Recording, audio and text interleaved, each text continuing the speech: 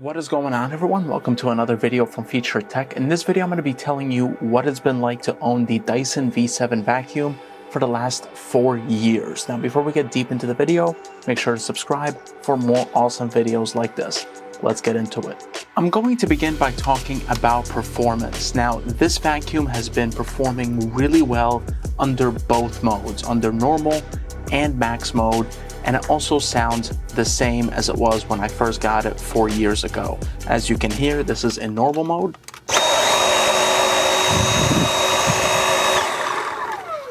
And this is in max mode. So as you can hear, there's no issues going on with the motor. It still sounds and works great. Moving on now to some of the things I needed to replace on this vacuum. Aside from your normal filter, which I'm using a non-genuine Dyson filter because it's really the same. I didn't feel the need to get the same exact genuine Dyson filter that it originally had. Now, some people had different methods out there on how you can avoid getting a new filter. One of them being that you can wash this off, wait 24 to 48 hours for it to dry, and then place it back in there. I didn't want to do that because I didn't want to risk my Dyson vacuum getting water damage, and I don't recommend people doing that, but I heard success stories from people that did it. But moving on, aside from the filter, I did need to replace the battery. Now, the battery, the reason why I needed to replace it is I noticed that I wasn't getting the optimal vacuum time, whether it's for max suction or normal suction. I just wasn't getting an appropriate amount of time that was even being advertised. I would say I was getting at, around 40 to 50% of that time. So this happened around the 2-year mark of owning the vacuum. I tried calling Dyson. Dyson, of course, told me that it is out of warranty. So I did buy a third-party battery, installed it myself. Very straightforward process. It was not that hard at all. Finally, around midway through last year, so around 3.5 years now of owning the vacuum, the charger finally gave out for the vacuum, so I needed to get another one. Again, this is one of those things that I chose to get a third-party charger because the authentic Dyson charger costs like $40 or $50, which is absurd. So I got a third-party one for $15 from Amazon, and it's been working great ever since. Since I was telling you about all the things I needed to replace, let's talk about the cons of this vacuum. Now, the biggest con that I see with this vacuum is the suction port right here. Let me just bring it up close. It is not wide enough and it is not big enough. And a lot of times things get stuck in there. Not to mention that the actual, roller right here is also very thick. So it does take up a good amount of space. So a lot of things get stuck in here. And the only way for you to fix this is you have to take a quarter or something very thin to twist this cap open and take out the roller and fix it yourself. And as you can see, based on the wear and tear around here, I needed to do that several times and it was really annoying. Also, if there was nothing caught on the roller and something is stuck right here at that central point where that suction port is, the vacuum, only thing it does that it gives you a warning is the suction goes in and out. So it would go with something like this.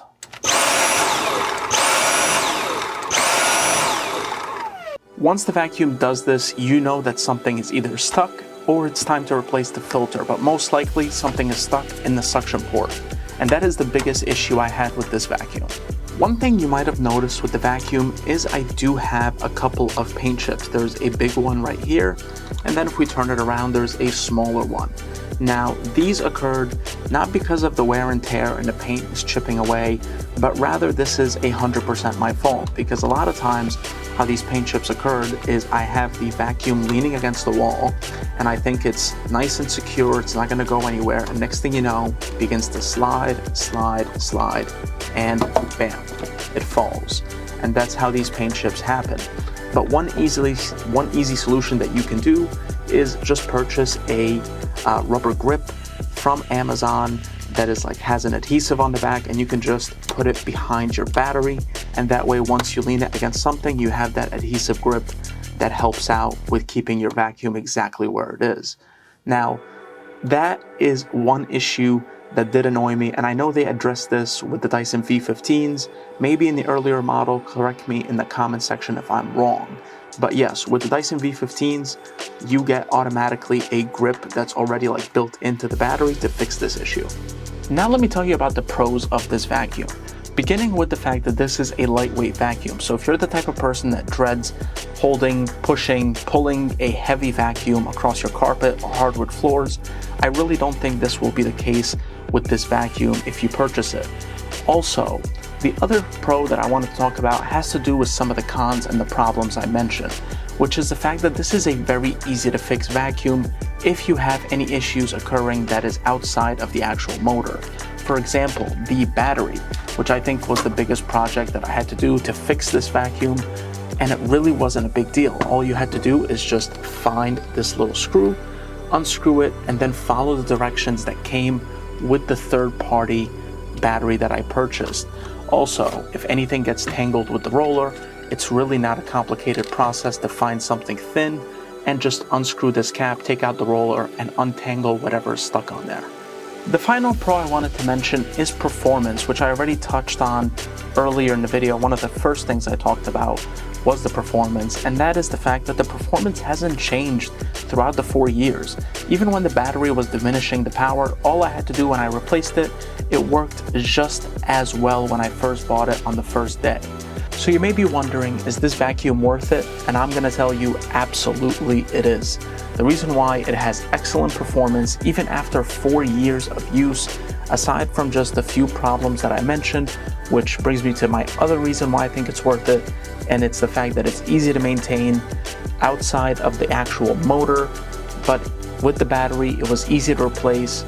With the roller up front, it's easy to just remove it really quick, untangle it. Same thing with that suction port hole. It's easy to just take out whatever hair, anything that's stuck in there. It's easier to just grab a pair of tweezers and remove whatever's in there that's causing the vacuum to not perform properly. So yes, I 100% think this vacuum is worth it. My one recommendation is, if you're purchasing this vacuum today in 2022, I recommend buying some kind of an extended warranty, especially with these vacuums getting a little bit dated. It's been now almost 5 years since it came out. I definitely recommend getting some sort of an extended warranty outside of Dyson's 1-year manufacturer warranty. So this was my 4-year review on the Dyson V7 Vacuum. Hope you enjoyed the video. If you did, make sure to like and subscribe. And if you have any comments or questions, leave them down below. Hope you have a great day. Take care.